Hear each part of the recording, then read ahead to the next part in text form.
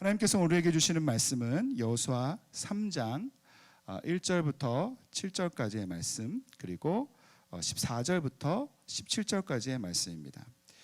여호수아 3장 1절부터 7절, 그리고 14절부터 17절 말씀입니다. 제가 읽도록 하겠습니다. 여호수아는 아침 일찍 일어나 모든 이스라엘 자손과 함께 시겜을 떠나 요단강까지 왔다. 그들은 강을 건너기 전에 그곳에 진을 쳤다. 사흘 뒤에 지휘관들이 진을 두루 다니며 백성에게 명령하였다. 당신들은 레위 사람 제사장들이 주 당신들 하나님의 언약궤를 들어서 매는 것을 보거든 진을 철수하여 제사장들의 뒤를 따르시오. 당신들이 이전에 가보지 않았던 길을 가기 때문에 제사장들이 당신들이 가는 길을 안내할 것이오.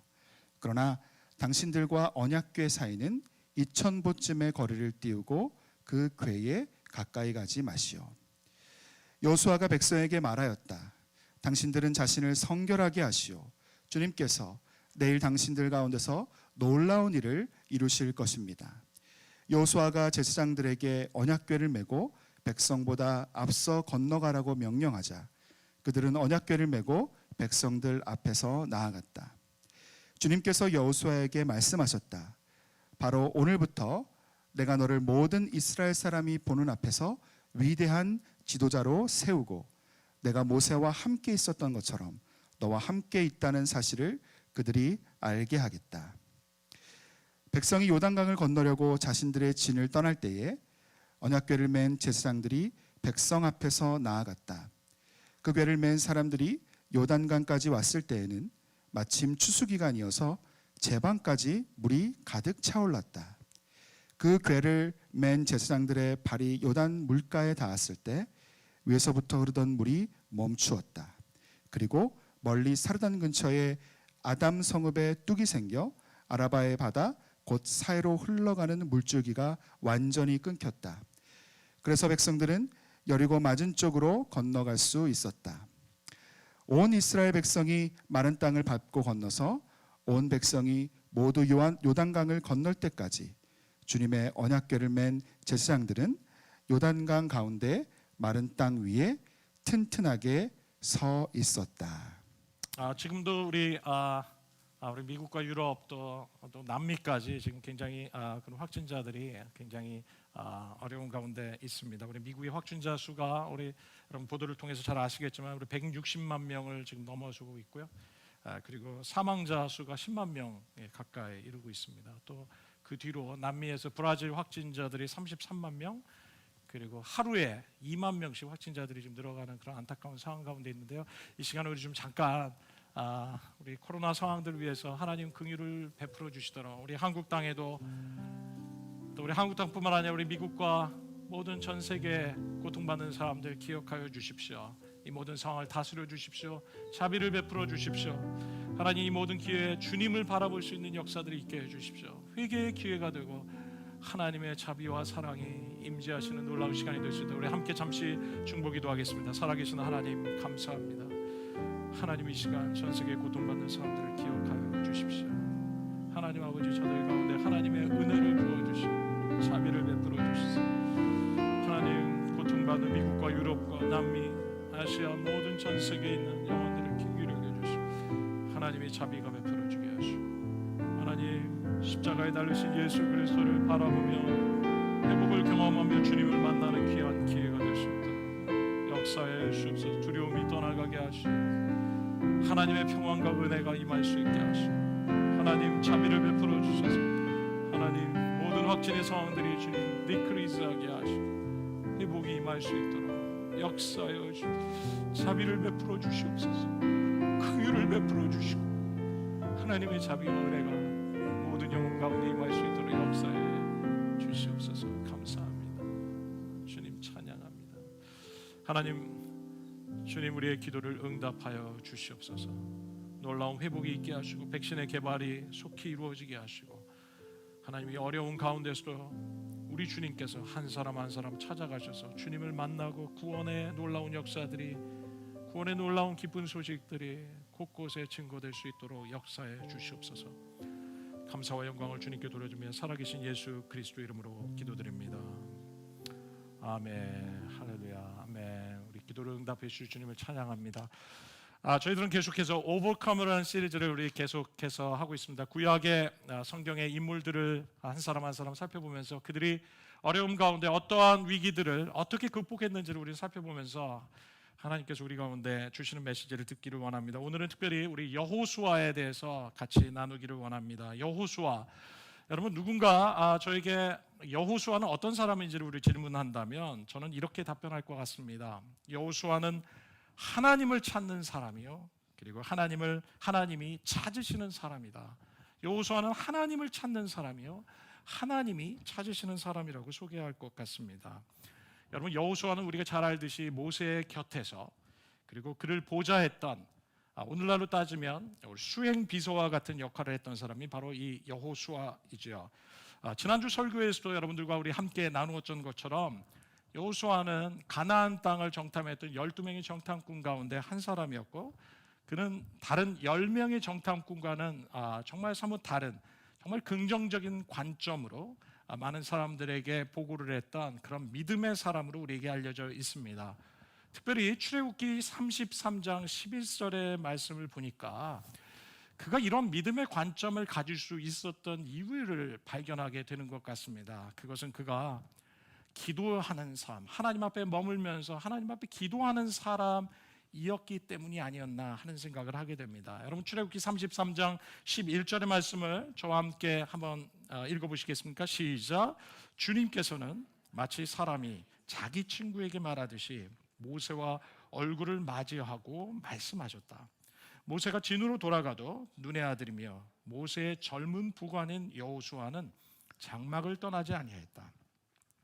여러분, 여호수아는 언제나 모세의 곁에서 충성된 종으로 함께 있었을 뿐만 아니라 참 모세가 그 주님 앞에서 기도하는 그 시간에도 그 옆에서 자리를 지키면서 함께 기도했던, 여러분, 기도의 사람이었죠. 특별히 오늘 이 말씀을 통해서 우리가 좀 주목하는 것은 모세가 기도를 마치고 그 자리를 떠났지만 그의 종 여호수아는 자리를 지키면서 여호와의 장막을 떠나지 아니하면서 모세가 떠났음에도 불구하고 그 자리에 머물러 하나님 앞에 기도하는 모습을 우리에게 보여줍니다. 그는 정말로 하나님을 갈망하는 사람이었고 하나님의 얼굴을 찾는 하나님의 사람이 아니었을까 생각합니다. 여러분, 하나님께서는 이러한 여호수아를 참 포스트 모세 시대, 모세가 죽고 난 이후에 포스트 모세 시대에 정말 넥스트 제너레이션 리더로 하나님께서 이 여호수아를 세워서 이스라엘 백성들을 이끌게 하십니다. 여러분, 역대하 16장 9절의 말씀에는 이렇게 우리에게 말씀하십니다. 여호와의 눈은 온 땅을 두루 감찰하사 전심으로 자기에게 향하는 자를 위하여 능력을 베푸신다고 말씀하십니다. 여러분, 하나님께서는 사람을 찾고 계십니다. 온 땅을 두루 감찰하시면서 사람을 찾고 계시는데 그 사람은 하나님을 전심으로 향하고 하나님을 찾는 사람, 자기를 향하는 사람을 주님께서는 두루 감찰하시면서 찾고 계시는 분이라고 우리에게 말씀하십니다. 그리고 그들에게 하나님은 능력을 부어주신다고 말씀하십니다. 바로 여호수아는 바로 이렇게 하나님이 찾으시는 사람 가운데 한 사람이었던 것을 보게 됩니다. 그는 하나님의 얼굴을 찾는 사람이요, 그리고 하나님이 찾으시는 사람이 바로 여호수아였던 것을 우리는 발견하게 됩니다. 여러분, 하나님께 쓰임받는 사람이 되기를 원하십니까? 우리의 삶이 정말 하나님의 능력을 경험하는 삶이 되기를 원하십니까? 그렇다면 우리가 해야 될 것은 하나님을 전심으로 구하는 사람, 하나님을 전심으로 찾는 사람. 여러분, 우리가 이러한 사람이 될 때 하나님께서는 우리를 세우시고 우리에게 능력을 베푸셔서 하나님 나라를 이루어 가시는 분이시라고 우리에게 말씀하십니다. 오늘 우리 워십 프론티어 우리 공동체가 정말 주님의 얼굴을 구하는 우리 공동체 식구들 한 사람 한 사람이 되고 우리가 서로 격려하면서 각자의 상황이 어떠한 상황이 있든지 하나님을 전심으로 구하고 하나님만을 바라보는 우리 한 사람 한 사람이 되시기를 주님의 이름으로 축원합니다. 여러분, 이 광야에서 이 이스라엘 백성들은 자, 모세의 이끌림을 받아서 이집트를 나와서 지금 행진하고 있습니다. 그런데 이들의 광야의 삶에 상당한 위기를 경험하게 되죠. 그것은 바로 큰 변화의 위기입니다. 바로 이것은 모세의 죽음이었습니다. 여러분, 여호수아 1장 1절의 말씀 우리 한 목소리로 읽으실까요? 우리 같이 읽겠습니다. 시작. 주님의 종 모세가 죽은 뒤에 주님께서 모세를 보좌하던 눈의 아들 여호수아에게 말씀하셨다. 여러분, 그동안 이스라엘 백성들이 의지하고 따르던 지도자 모세가 갑작스럽게 죽음을 경험합니다. 이스라엘 온 백성들에게 정말 당황하지 않을 수 없는 큰 슬픔의 소식이요, 정말 충격적인 소식이 아닐 수 없었을 것입니다. 특별히 다음 지도자로 준비되고 있었던 여호수아에게 있어서는 아마 더욱 그러하지 않았을까 생각합니다. 한 번도 생각하지 못했던, 여러분, 모세가 없는 이스라엘, 여러분, 이것은 이스라엘 백성들이 한 번도 생각하지 못했던 사실이 아니었을까요? 여러분, 모세에 비하면 여호수아는 자기 스스로를 생각하기를 한없이 한참 부족한 자기 자신이라고 생각하지 않았겠습니까? 이제 모세가 죽은 후에 이제 어떻게 하지? 과연 내가 이 이스라엘 백성들을 올바르게 인도할 수 있을까? 여러분, 모세를 통해서 시작한 이 비전은 과연 지속될 수 있을 것인가? 라고 생각하면서 아마도 여호수아 안에는 참 많은 고민과 두려움이 많이 있었을 것이라고 생각합니다. 이런 여호수아에게 하나님께서는 말씀하십니다. 여호수아 1장 2절에서 3절의 말씀을 보니까 하나님께서 여호수아에게 이렇게 말씀하십니다. 나의 종 모세가 죽었으니 이제 너는 이스라엘 자손 곧 모든 땅 모든 백성과 함께 일어나 요단강을 건너서 내가 그들에게 주는 땅으로 가거라. 내가 모세에게 말한 대로 너희 발바닥이 닿는 곳은 어디든지 내가 너희에게 주겠다라고 말씀하십니다. 여호수아에게 하나님께서는 나의 종 모세가 죽었으니 이제 일어나서 요단을 건너서 내가 너희에게 약속한 땅으로 건너가라고 말씀하십니다. 내가 모세에게 말한 대로 너희 밟는 모든 땅을 너희에게 주겠다라고 말씀하십니다. 여러분, 이것은 무엇을 말씀하시는 것입니까? 모세는 죽었지만 모세를 이끌고 있었던 나는 여전히 살아있다고 말씀하시는 것입니다.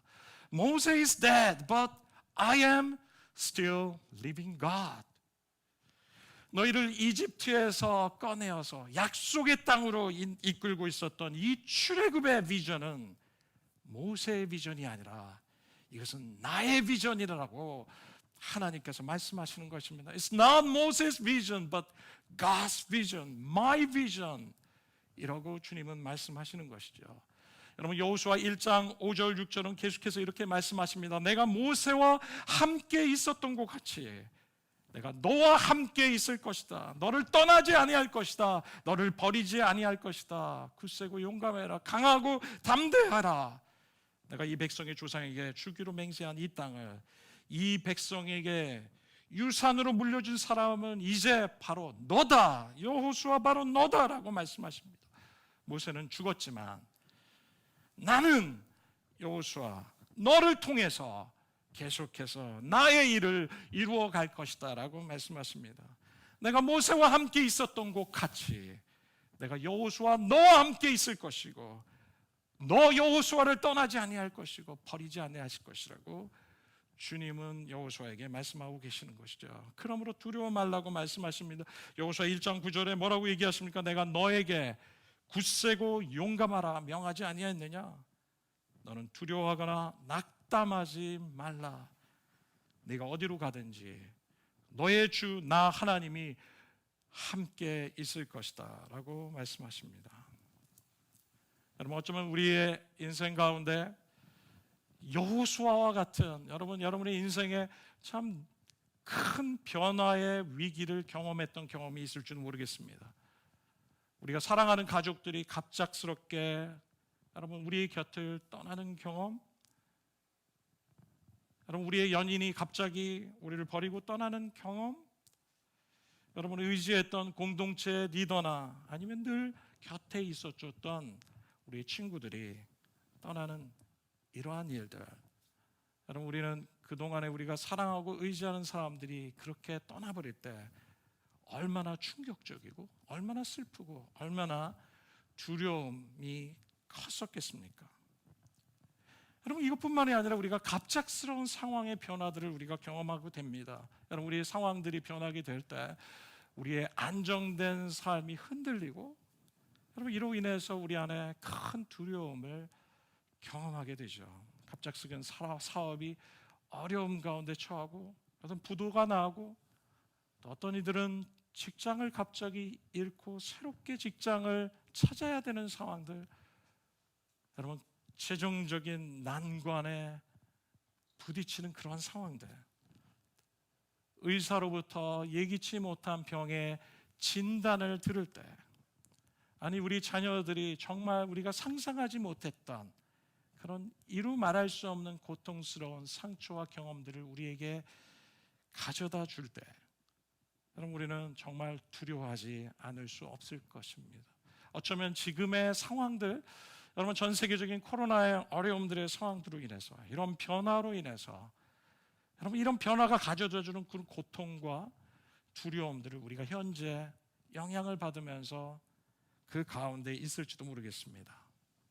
그러나 그것이 무엇이든 간에 하나님께서는 오늘 이 시간 저와 여러분에게, 여호수아에게 하셨던 말씀을 그대로 하시기를 원하십니다. 두려워하지 마라. 마음을 강하게 하고 담대히 하라고 주님께서 말씀하십니다. 내가 너와 함께 있을 것이다 라고 주님께서 여러분 한 사람 한 사람에게 지금 말씀하고 계시다는 것을 여러분 들으시고 믿으시기를 바랍니다. 상황적인 어려움 속에 그 앞에서 자신감을 잃고 있습니까? 여러분, 힘내시기 바랍니다. 용기를 잃지 마시길 바랍니다. 강하고 담대하시기를 바랍니다. 여러분과 지금 함께 하시는 그 주님과 함께 이 모든 어려움들을 오버컴 하시는 저와 여러분이 되시기를 주님의 이름으로 축원합니다. 여러분, 여호수아 3장으로 보면, 3장에 보면 하나님께서는 여호수아 이스라엘 백성들에게 요단강을 건너라고 말씀하신 그 말씀에 여호수아가 순종하는 모습을 보여주시죠. 그리고 여호수아는 이스라엘 백성들을 이끌고 바로 이 요단강을 향하여서 떠나게 됩니다.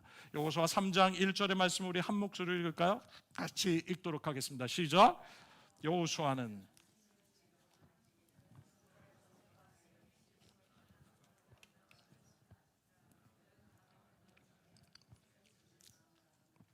여러분, 하나님께서는 하나님께서 약속하신 땅에 이스라엘 백성들이 들어가기 위해서 이스라엘 백성들은 요단강을 건너야만 했습니다. 여러분, 이스라엘 백성들은 이집트를 떠나왔지만 그러나 아직 약속의 땅에는 이르지 못하고 지금 현재 그들은 광야 가운데 머물러 있는 상황입니다.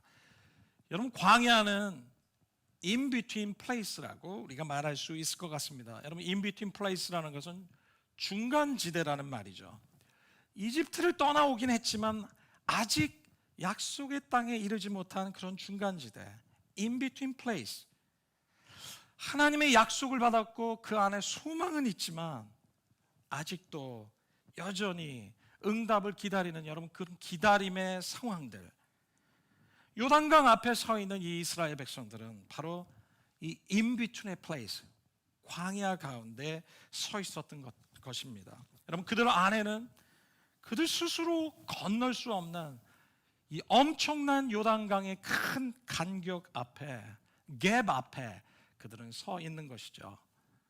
여러분 가운데서도 오늘날 참 이 이스라엘 백성들과 같이 이런 in between의 place에 여러분 지금 서 계신 분들이 적지 않습니다. 우리는 바라는 것이 있고 소망이 있지만 그러나 아직 그것을 경험하거나 성취하지 못하고 여전히 기다려야만 하는 그런 애매한 상황 가운데 있는 분들이 계실 수 있습니다. 우리가 건너야 할 이 요단강 앞에서, 그 요단강의 엄청난 간격 앞에서 우리는 스스로 건널 수 없는 그 모든 상황 앞에서 우리는 두려워하고 불안해하고 때로는 낙심하고 때로는 의심과 좌절을 경험하면서 정말 어쩔 줄을 몰라 하는 그런 상황 가운데 있는 분들이 계실 수 있습니다. 여러분, 하나님께서는 이런 이스라엘 백성들에게 명하시죠. 너희는 일어나 요단을 건너서 내가 너희에게 준 땅을 차지하라고 말씀하시죠. 여러분, 이 요단은 우리가 반드시 넘어가야 할 강인 것을 주님 말씀하십니다. 왜냐하면 이 요단을 건너야 하나님께서 우리에게 약속하신 땅에 들어갈 수 있기 때문이죠. 여러분, 요단강을 건너게 될 때 바로 우리에게 예비된 하나님의 약속, 그 풍성한 삶이 우리에게 유업으로 준비되어 있다는 사실입니다. 여러분, 그렇기 때문에 우리는 하나님이 예비하신 말씀을 따라서 이 요단강을 건너기를 주님이 원하십니다. 이집트에서 나온 이유는 광야에 머물러서 그 가운데서 생을 마치는 것이 하나님의 뜻이 아니라 이집트에서 주님께서 구원하신 이유는 바로 약속하신 땅에 들어가 우리로 하여금 하나님이 예비하신 놀라운 풍성한 삶, 풍성한 유업을 누리기 원하시기 때문에 우리를 꺼내 주신 것이죠. 여러분, 그렇기 때문에 우리 인생의 앞에 놓여진 이 장애물들을 경험할 때 여러분, 우리는 두려워하거나 포기하는 것은 하나님의 뜻이 아닙니다. 우리는 하나님께서 이것을 뛰어넘어서 극복하고 그 뒤에 계시는 하나님의 뜻과 계획을 향해서 우리 앞에 놓인 요단강을 건너기를 원하시는 것이죠. 여러분, 우리는 반드시 요단강을 건너야 합니다. 요단강을 건너게 될 때 하나님이 예비하신 놀라운 유업을 차지하기를 주님께서 원하십니다. 여러분, 혹시 옆에 가까운 분이 계시다면 옆에 분들에게 좀 격려하는 말로 요단을 건넙시다 이렇게 한 번씩 좀 큰 소리로 말씀해 주십시오. 마스크를 넘어서 소리가 다 들리도록 요단을 건넙시다. 요단을 건넙시다. 여러분, 이 요단강을 건너기 위해서 하나님께서는 여호수아 이스라엘 백성들에게 세 가지를 요구하십니다. 요단을 건너기 위한 필요한 세 가지를 말씀하시는데요, 첫 번째는 하나님의 인도하심을 따라야 한다는 것입니다. 여호수아 3장 3절의 말씀을 제가 읽을까요? 백성들에게 여호수아가 명령합니다. 당신들은 레위 사람 제사장들이 당신들 하나님의 언약궤를 들어서 매는 것을 보거든 진을 철수하여 제사장들의 뒤를 따라가십시오. 당신들이 이전에 보지 않았던 길을 가기 때문에 제사장들이 당신들이 가는 길을 안내할 것이요, 그러나 당신들과 언약궤 사이는 2000보쯤 거리를 띄우고 그 교에 가까이 가지 마십시오. 여러분, 여호수아는 이 하나님의 언약궤를 맨 제사장들의 뒤를 따라가라고 말씀하십니다. 여러분, 언약궤는 무엇입니까? 구약에 나오는 이 언약궤, 이스라엘 백성들과 항상 그 회중 가운데, 그 이스라엘의 진 가운데, 광야 생활 가운데 중앙에 위치한 중심이 되었던 것이 바로 이 언약궤입니다. 여러분, 이 언약궤는 바로 하나님의 임재를 상징하는 것이었습니다. 하나님이 그들과 함께 계시다는 것을 모든 이스라엘 백성들이 그 궤로 짜진 그 언약궤를 볼 때 그들은 하나님이 우리와 함께 하신다는 것을 기억하고 하나님이 우리와 함께 하신다는 것을 생각하게 되었죠. 여러분, 이 여호수아가 이스라엘 백성들에게 이 언약궤를 맨 제사장들의 뒤를 따르라는 말은 바로 하나님의 인도하심을 따라가라. 하나님의 인도하심과 그분만을 바라보면서 그분의 뒤만을 쫓아가라고 말씀하시는 것이죠. 여러분, 특별히 이 언약궤를 따라감에 있어서 거리를 두고 2000보나 거리를 두면서 약 1.5km 내지 2km 정도 되겠죠. 거리를 유지하라고 말씀한 이유가 무엇입니까? 그것은 바로 이 이스라엘 모든 백성들이 다 이 언약궤의 움직임을 다 볼 수 있도록 하기 위함이었다는 것입니다. 여러분, 그것은 무엇입니까? 여러분, 수백만 명의 이스라엘 백성들이 지금 행진하는데, 여러분, 이 언약궤의 거리를 두지 않으면 사람들은 지금 앞에 있는 언약궤를 어느 누구도 볼 수 없을 것입니다. 그들은 그냥 앞에 있는 사람의 등만 보면서 쫓아가야 됐을 것이에요. 그들의 발걸음은 바로 하나님의 언약궤의 인도하심을 받기보다 그들은 그냥 사람들이 몰려가는 대로, 가는 대로 등만 바라보면서 따라갈 수밖에 없다는 것이죠. 그래서 하나님께서는 여호수아를 통해서 2,000보나 2km의 거리를 두고 따라갈 때 모든 이스라엘 백성들이 그 앞에 행진하고 있는 제사장들의 언약궤를 다 지켜보면서 각자 하나님의 인도하심을 따라가며 정말 하나님의 뒤를 따라갈 수 있도록 하시기 위함이었다는 것입니다. 여러분, 오래전에 제가 좀 이렇게 한국에서 이제 한국에 들어오기 전에, 예전에 한국에 떠나기 전에, 상당히 오래전입니다. 제가 사역했던 시간 가운데 특별히 지방을 다니면서 교회들에 방문해서 제가 사역을 했던 시간들이 있었습니다. 한 번은 제가 부산에 어느 교회 초청을 받아서 가서 사역을 마치고 부산에 있는 그 교회 형제가 저를 인도해서 숙소로 인도하는 겁니다. 여러분, 그 당시에는 GPS가 없었습니다. 여러분, 그런 시대를 혹시 기억하십니까? 그러면 저랑 비슷한 세대? maybe. 여러분, GPS가 없었던 시대입니다. 여러분, 그러니까 그 형제님이 저한테 얘기하기를 제가 차를 몰고 갈 테니까 뒤에서 차로 바짝 쫓아오십시오라고 얘기했습니다. 그래서 저는 형제님이 가는 길을 따라서 막 쫓아가면서 드라이브를 하고 있었습니다. 근데 한참 가고 있는데 뒤에서 어느 차가 막 하이빔을 켜는 겁니다. 그리고 빵빵거리는 겁니다. 그래서 저는 운전을 하면서 부산 사람들은 정말 운전이 거칠다라고 생각하면서 아랑곳하지 않고 저는 저의 길을 정말 소신 있게 가고 있었습니다. 그랬더니 갑자기 어떤 한 차가 옆에 오더니 빵빵거리면서 창문을 내리는 겁니다. 제가 깜짝 놀라서 창문을 내리고 보니까 저에게 따라오라고 했던 그 형제가 계속해서 저의 뒤를 따라오고 있었던 겁니다. 저는 나중에 알고 보니까 제가 15분 동안 음악을 들고 On My Way, 그야말로 그냥 소신 있게 제가 가는 길을 따라가니까 이 형제님이 너무 놀라가지고 그야말로 15분 동안 저를 잡기 위해서 쫓아오다가 또 신호등이 걸리니까 놓치니까 불안해가지고 또 밟고 빵빵거려도 제가 아랑곳하지 않을 때 겨우 저를 붙잡게 된 것입니다. 여러분, 저는 이 사건이 가끔 생각이 나요. 그리고 웃기기도 하고 제가 얼마나 엉뚱한 사람인지. 그러나 주님께서 이 사건을 통해서 저에게 말씀하시는 것은 하나님보다 앞서가면 안 된다는 것입니다. 여러분, 우리는 하나님보다 앞서가는 것이 아니라 우리의 길을 너무나 잘 아시고 우리의 인생의 길을 우리는 한 번도 가보지 않은 길이지만 우리는 정말 우리의 퓨처에 대해서 알 수 없지만 모든 것을 아시는 우리 인생의 주인 되신 전능하신 하나님, 그분께 우리 인생을 맡기고 우리는 그 뒤를 바짝 쫓아가는 그런 한 사람 한 사람이 될 때 우리는 정말 마침내 하나님께서 우리를 인도하시는 그 약속의 땅에 도달할 수 있겠다는 것이죠. 여러분, 우리 자신을 향해서 한번 질문했으면 좋겠습니다. 내 인생의 인도자는 누구인가? 내 인생을 이끌고 가시는 분은 정말 우리 주님이 맞을까? 아니면 나는 내 마음대로 내가 원하는 대로 가고 있고 우리 주님께서 우리 붙잡기 위해서 쫓아다니면서 고생시키시는 것은 아닐까? 하나님보다 더 앞서가지 않고 하나님의 인도하심에 따라간다면 여러분, 이것이야말로 우리가 가야 될 정말 참된 인도자를 따라가는 길이라고 저는 믿습니다. 약속의 땅으로 인도하시는 그분을 따라갈 때 우리는 요단을 건널 수 있게 되는 것이죠.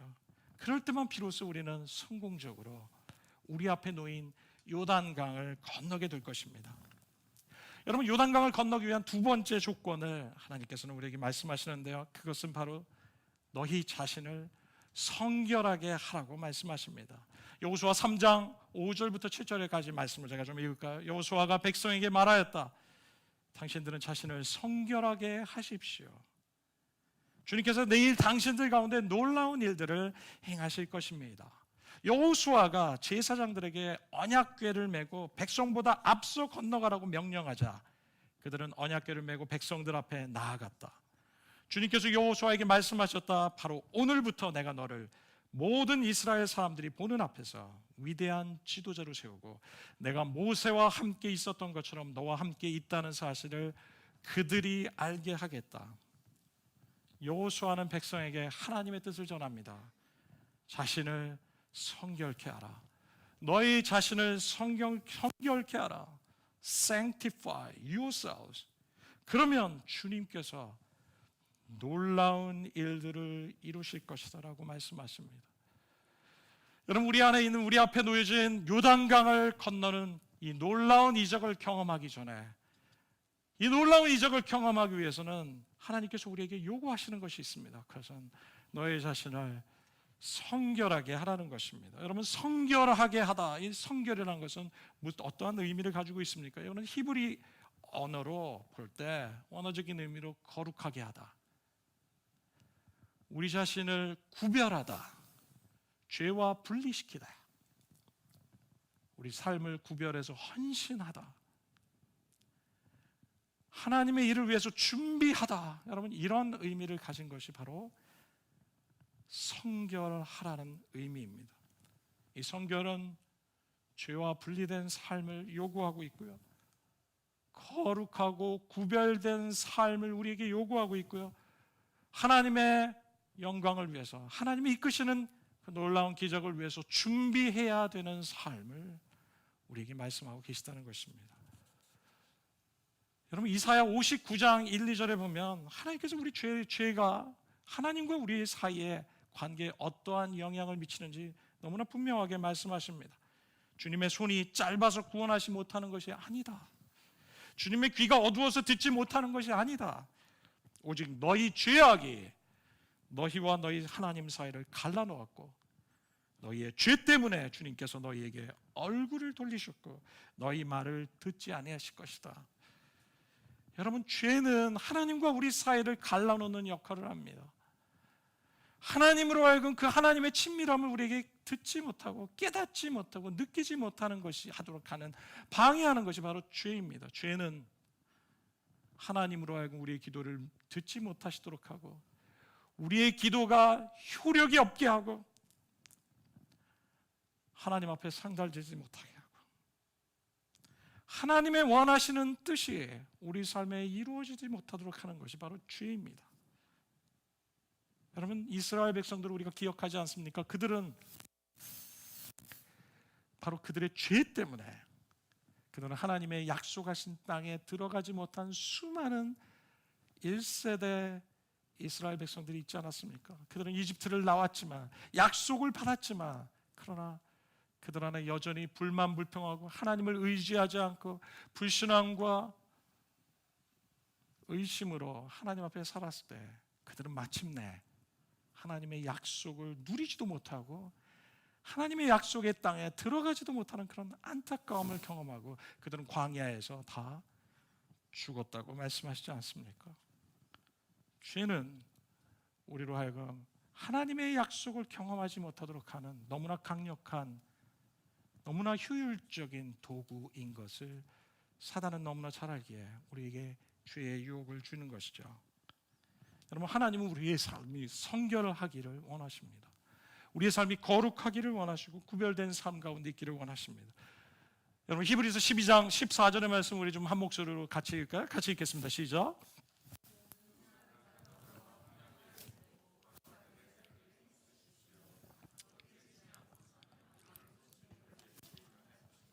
하나님은 우리에게 모든 사람과 화평하게 지낼 뿐만 아니라 거룩하게 살기를 힘쓰라고 말씀하시면서 뭐라고 얘기하십니까? 거룩함이 없이는 아무도 주님을 보지 못할 것이라고 말씀하십니다. 여러분, 이 거룩함은 우리가 정말 주님을 만나고 주님과 교제하기 위해서는 너무나 중요한 요소인 것을 우리에게 말씀하십니다. 레위기 11장 44절의 말씀을 뭐라고 얘기합니까? 내가 거룩하니 너희도 거룩하게 되어야 한다라고 말씀하십니다. 너무나 많은 사람들이, 너무나 많은 그리스도인들이 생각하기를 이 거룩은 우리 인간으로서는 도무지 이룰 수 없고 우리는 거룩하지 않아도 된다고 생각하는 경향이 너무나 많이 있습니다. 여러분, 우리는 완전하게 하나님과 같이 거룩해질 수 없죠. 그러나 우리는 계속해서 그 거룩함을 쫓아가고 주님의 은혜로 거룩한 성품이 되고 구별된 삶을 살기를 주님께서 너무나 분명하게 우리에게 원하신다는 것입니다. 주님의 자녀라면 거룩한 삶을 살아야 하고 거룩함이 없이는 우리는 주님을 볼 수도 없고 경험할 수도 없고 그 주님의 은혜를 누릴 수 없다고 성경은 말씀하십니다. 내가 거룩한 것처럼 너희도 거룩해야 한다고 말씀하시면서 우리에게 그 거룩함을 요구하시고 우리에게 이 중요성을 말씀하십니다. 왜냐하면 하나님은 정말 그 하나님의 아름다움을 우리에게 보여주시고 우리를 축복해 주시기 원하시는 것이죠. 그렇기 때문에 우리에게 이 거룩함의 능력을 회복하고 하나님의 놀라운 아름다움과 하나님의 능력을 경험하는 삶을 우리가 살기를 원하십니다. 요즘 드라마, 여러분 좋아하시는 드라마 있으십니까? 좀 제가 듣자 하니 굉장히 JTBC에서 유명한 드라마가 요즘 종방을 했는지 안 했는지 모르지만 대충 들으니까 여러분 이 불륜을 소재로 한 이런 부부의 세계라는 드라마, 여러분 혹시 이 부부의 세계 혹시 이미 뭐 다 완편하신 분들이 계신지 끝났나요? 이 방송이? 네. 저도 하도 유명하다고 얘기해 드려서 그렇다고 막 제가 첫 편부터 볼 만한 뭐 그런 상황은 아니에요. 유튜브로 이렇게 주시다가 15분짜리 이렇게 종편을 훑어주는 그런 게 있더라고요. 제가 이렇게 보면서 무슨 내용인 줄 알면서 참 이 부부의 세계를 보면서 우리의 부부의 세계가 참 복잡해지겠구나 이런 생각을 하게 되었습니다. 여러분, 정말 이 드라마가 너무 유명해지니까 조선일보에서 여러분 이 여론조사를 했다 그래요. 그랬더니 여러분 부부 가운데 기혼자의 이미 결혼한 사람들의 30%가 여러분 불륜을 한 적이 있다고 고백했다고 얘기합니다. 그럼 성별로 보면 기혼 남성들은 41%라고 얘기했고요. 기혼 여성은 24%로 나타났다고 얘기합니다. 여러분 충격적인 통계 아닙니까? 이 중에 30%는 불륜을 경험했다는 거예요. 네. 찔리십니까? 약간 충격적이지 않습니까? 여러분 지금 우리의 가정들이 정말 이렇게까지 참 어려운 상황에 있는 것이 너무나 사실이고요. 이런 드라마의 소재들은 사실 우리의 사회적인 실제적인 소재들일 것이에요. 최근 우리 사회적으로 참 이 N번방이라고 하는 사건이 너무 참 충격적이지 않습니까? 그것을 만들었던 사람이 20대 초반. 저는 이것이 너무나 큰 충격이었습니다. 성과 관련된 우리의 사회의 심각성을 지금 너무나 잘 나타내주는 사건이 아닌가 생각합니다. 여러분 이뿐만 아니라 참 오늘 교회에서 이 성에 대한 얘기를 할 수 없을 정도로 어려워진 상황이 지금 우리 사회입니다. maybe 80%, 90%는 수년 전의 통계가 그랬어요. 85% 오래전의 통계가 수많은 사람들이 혼전 성관계에 관해서 아무런 문제가 있다고 생각지 않는 여러분 그런 상황들이 우리의 실제적인 상황이고요. 여러분 포르노그래피의 심각성은 너무나 심각해서요. 여러분 이 포르노그래피의 산업이 얼마나 발달되어 있는지 모르겠습니다. 그뿐만이 아니라 동성애 문제들도 그렇죠. 동성 간의 성의 문제뿐만 아니라 성관계뿐만 아니라 사람과 동물 간의 성관계가 여러분 너젓하게 우리에게 소개되고 있고요. 여러분 이런 혼란한 사회에 지금 우리가 살고 있습니다. 아마도 예수님께서 우리의 사회를 표현하신 그 오래전에 얘기하신 그 말씀은 여전히 변하지 않고 악하고 음란한 세대라고 말씀하시며 책망하셨다. 여러분 이러한 말씀은 오늘날도 우리가 피해갈 수 없는 상황이 아닐까 생각합니다.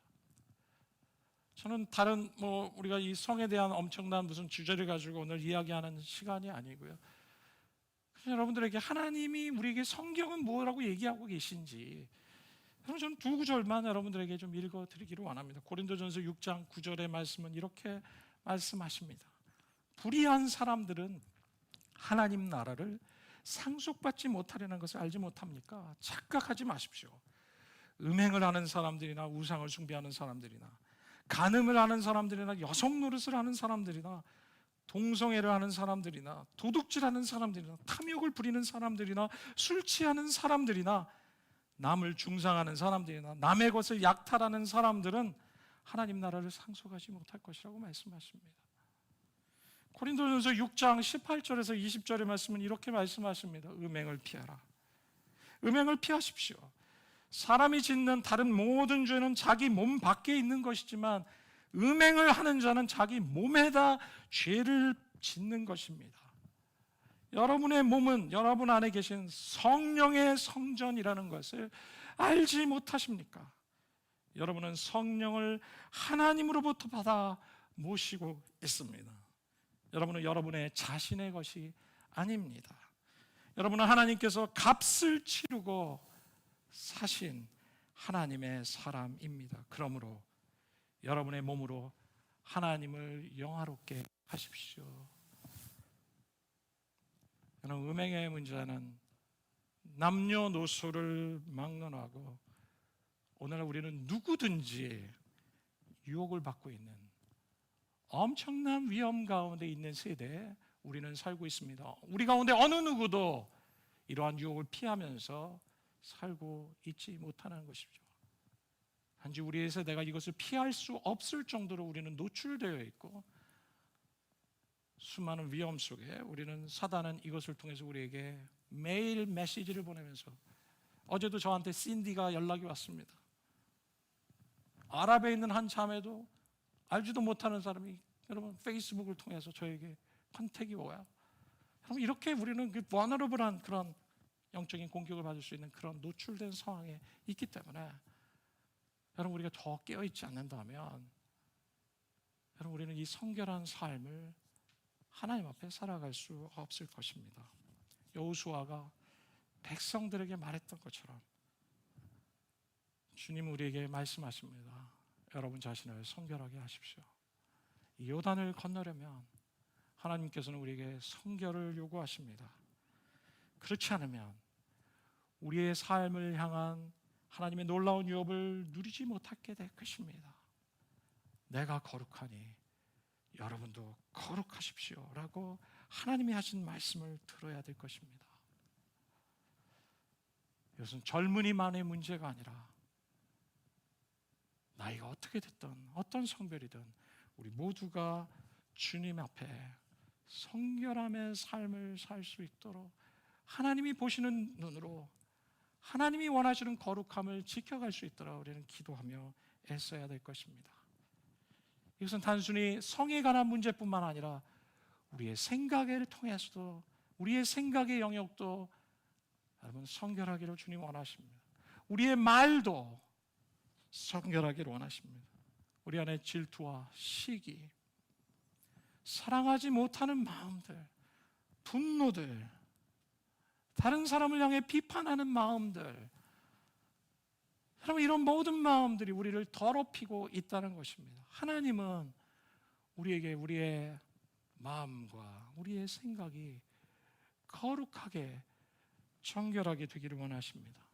저는 우리 가운데 이런 혹시 잘못된 하나님이 기뻐하시지 않는 잘못된 관계 가운데 살고 계시는 분들이 있다면 저는 여러분들을 향해서 정죄하거나 여러분들에게 창피하게 하거나 여러분들에게 정말 꾸짖고자 하는 말이 아니라 우리 주님께서는 여러분을 여전히 사랑하시고 주님이 너무나 여러분을 귀하게 여기시기 때문에 여러분을 향한 놀라운 계획을 가지고 계시기 때문에 우리는 거룩지 못한 삶을 청산하고 하나님 앞에 아름답고 참된 사랑의 관계들을 이루어 가기를 주님 원하십니다.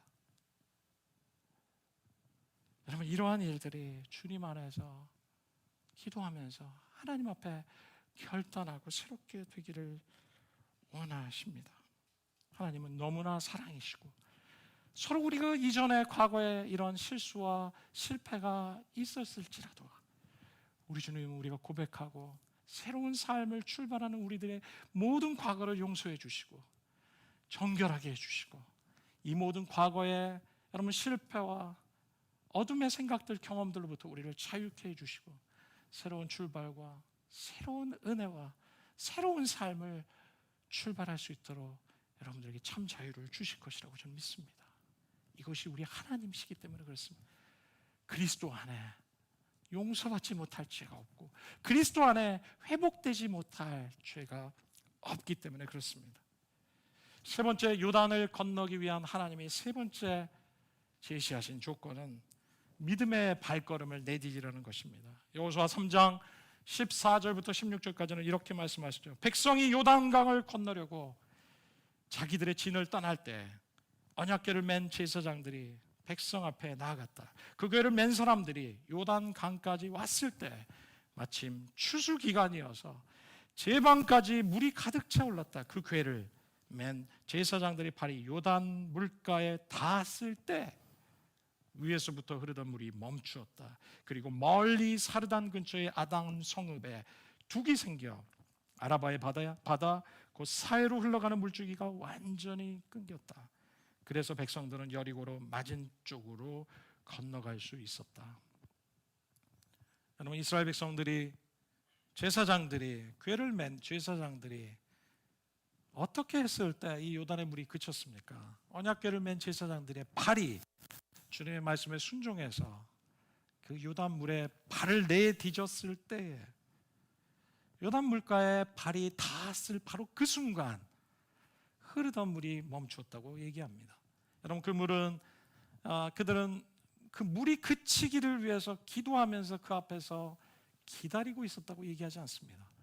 하나님이 하신 말씀에 순종해서 발걸음을 내디뎠을 때 바로 그 물이 멈추기 시작했다고 얘기합니다.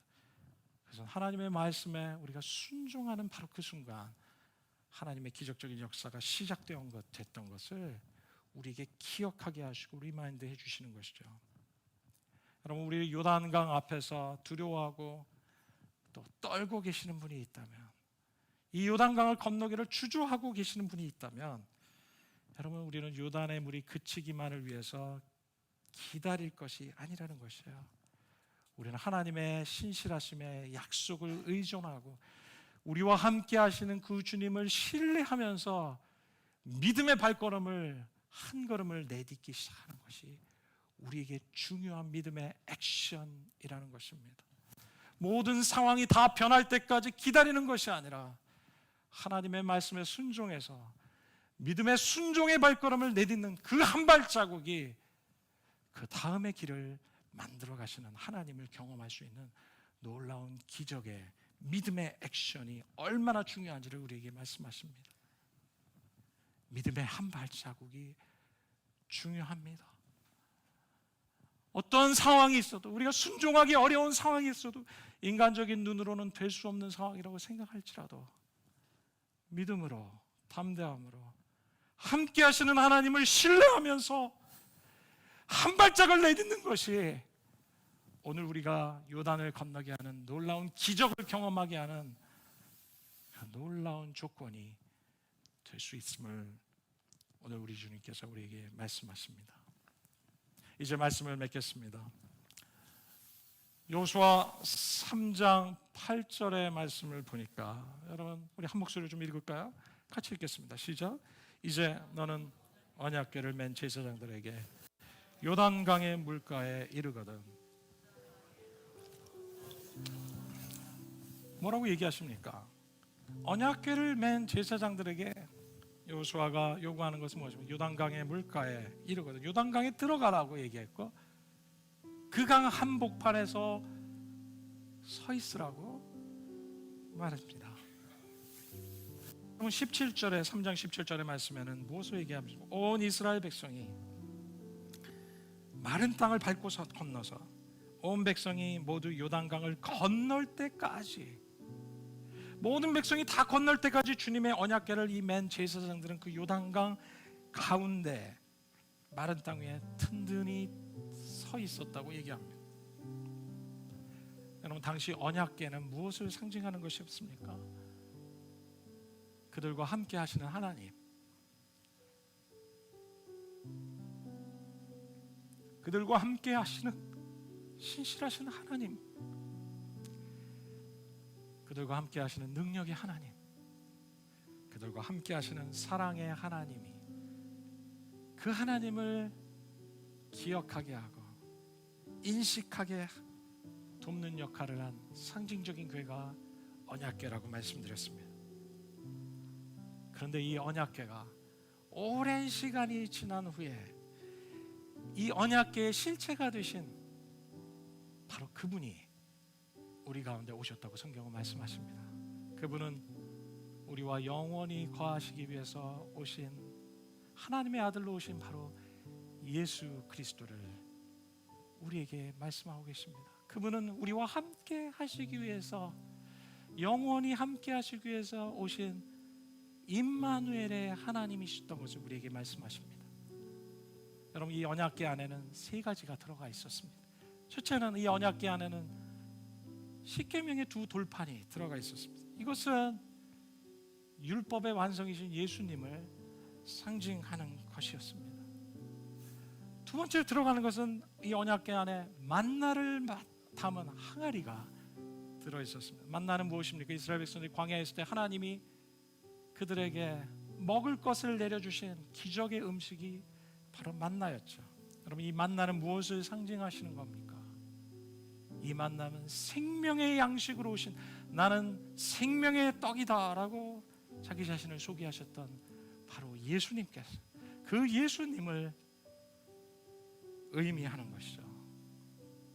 여러분, 이 언약궤 안에는 또 한 가지가 들어있었는데 그것은 바로 아론의 쌍난 지팡이가 들어있었습니다. 여러분, 이 지팡이는 무엇을 상징하는 것이었습니까? 모세가 이 지팡이를 통해서 수많은 기적을 행했던 것처럼 이것은 하나님의 능력을 상징하는 것이었죠. 이것은 바로 예수님께서 오셔서 수많은 사람들 그분의 능력으로 자유케 하시고 치유하시고 온갖 기적을 베푸셨을 뿐만 아니라 그분 스스로 죽음 가운데 거하셨다. 3일 후에 죽음을 이기시고 부활하신 놀라운 기적의 하나님, 능력의 하나님을 우리에게 보여주시고 있는 것이죠. 여호수아의 제사장들이 메고 건넜던 그 언약궤는 바로 우리 주 예수 그리스도를 우리에게 상징하십니다. 바로 우리 주 예수 그리스도의 그 언약궤가 여러분 요단강 한 가운데 있을 때 이스라엘 백성들은 바로 이 광야에서 인비트윈의 플레이스에서 그들은 약속의 땅으로 옮겨갈 수 있었던 것이죠. 사랑하는 형제 자매 여러분, 구약시대의 이 언약궤를 통해서 함께 하신 하나님께서 이제 저와 여러분 가운데 예수님으로 오셨습니다. 임마누엘의 하나님으로 바로 지금 우리와 함께 하시고 성령으로 함께 하고 계심을 여러분 믿으십니까? 믿으십니까? 여러분, 그 예수님께서는 요단강 한가운데 서서 이 요단의 갭 속에서 인비트윈의 플레이스와 약속의 땅의 그 놀라운 큰 갭 속에서 두 팔을 벌리시고 그 갭을 연결해 주신 분이, 다리가 되어 주시고 브릿지가 되어 주신 분이 바로 예수 그리스도인 것을 아십니까? 바로 그분께서는 십자가에서 두 팔을 벌리셔서 하나님과 우리 사이에 이 간격을 연결해 주시는 브릿지로, 다리로 오셔서 어둠 가운데 죄악 가운데 있었던 우리에게 생명의 길로 인도하셨을 뿐만 아니라 죄인이었던 우리를 의인되게 인도해 주셨을 뿐만 아니라 어둠과 두려움 가운데 있었던 우리에게 참 소망과 빛으로 우리를 인도해 주신 분이 바로 예수 그리스도이십니다. 요한복음 14장 6절의 말씀은 무엇이라고 우리에게 말씀하신가? 한 목소리로 같이 읽을까요? 예수님께서 우리에게 이렇게 말씀하셨습니다. 내가 곧 길이요 진리요 생명이니 나로 말미암지 않고는 아버지께로 올 자가 없느니라. 십자가에서 두 손을 벌리시고 우리 위해 죽음 당하신 예수님은 그분을 믿고 의지하고 따라가는 사람들에게 그들의 운명을 죄인의 운명에서 의인의 운명으로, 영원한 죽음에서 영원한 생명으로, 영원한 어두움에서 완전한 빛으로 거룩지 못한 삶에서 거룩한 삶으로, 질병으로부터 회복으로, 절망에서 소망으로, 두려움에서 담대함으로, 불안에서 평안으로, 불확실함 속에서 확신으로, 의심에서 믿음으로, 마침내 in between place, 광야에서 약속의 땅으로 인도하시기 위해서 우리 주 예수님께서는 십자가에서 두 팔을 벌리고 우리 위해 죽으셨습니다. 그리고 우리의 길이 되셨고 진리가 되셨고 생명이 되셔서 우리에게 말씀하십니다. 나로 말미암지 않고는 아버지께로 올 자가 없다. 그 주님이 아니고는 우리는 이 요단강을 건널 수 없을 것입니다. 그 주님이 아니고는 우리의 운명을 바꿀 수 없을 것입니다. 그 주님이 아니고는 우리에게 임한 저주를 축복으로 바꿀 수 없을 것입니다. 그 주님이 아니면 우리에게 임한 죄의 대가를 영원한 생명으로 바꿀 길은 하나도 없을 것입니다. 오늘 광야에 계신 여러분, in between place에서 요단강 앞에 서서 두려움 가운데 계시는 분이 계십니까? 오늘 이 말씀을 통해서 우리 주님께서는 예수를 바라보라 말씀하십니다. 그 예수를 바라볼 때 그분의 능력이, 그분이 행하신 그 놀라운 은혜로 우리는 이 요단의 강을 건너서 마침내 하나님이 우리에게 원하시는 삶으로 인도해 주셔서 하나님의 약속을 취하는 주님의 종들이 될 것입니다. 기도하겠습니다. 주 예수님, 사랑하는 우리 형제자매들 믿음으로 주님을 바라보는 주의 종들이 되게 해주십시오. 요단강 앞에 서 있는 주님의 종들이 있습니까? 두려워하지 않게 해주십시오. 요단강 안에서 앞에서 우리를 안전하게 건너게 하시는, 이끌어 주시고 우리가 완전히 안전하게 건널 때까지 그 한복판에, 강 한복판에 서 계시는 우리 주님을 발견할 수 있게 도와주십시오. 여러분 가운데 혹시 이 주님을 아직 만나지 못한 분이 계십니까? 요한복음 14장 6절에 주님은 우리에게 분명히 말씀하십니다. 내가 길이요 진리요 생명이니 나로 말미암지 않고는 아버지께로 올 자가 없다고 말씀하십니다. 오늘 이 주님을 나의 주인으로 영접한다면, 오늘 이 시간에 여러분들 그 주님을 여러분의 인생의 주인으로 영접하기 시작한다면 우리 주님께서 여러분의 인생을 영원한 죽음에서 생명으로, 영원한 절망에서 소망으로 우리를 인도해 주실 것입니다. 혹시 그런 분이 계시다면, 또 온라인으로 이 예배에 참여하시는 분들 가운데 혹시 그런 분이 계시다면 오늘 이 시간에 여러분의 두 손을 여러분의 가슴에 얹고 제가 하는 기도를 따라해 주시기 바랍니다. 주 예수님, 저는 죄인입니다. 그동안 저는 제 자신을 내 인생의 주인으로 여기며 살아왔습니다. 이제 예수님을 내 인생의 주인으로 영접합니다. 길과 진리요 생명이신 예수님께서 나를 아버지께로 인도해 주시옵소서. 광야에서 생명의 땅으로, 절망에서 소망으로, 불확실함 가운데서 믿음의 세계로 나의 인생을 인도하여 주시옵소서. 살아계신 예수 그리스도의 이름으로 기도합니다. 아멘. 할렐루야. 주님을 찬양합니다.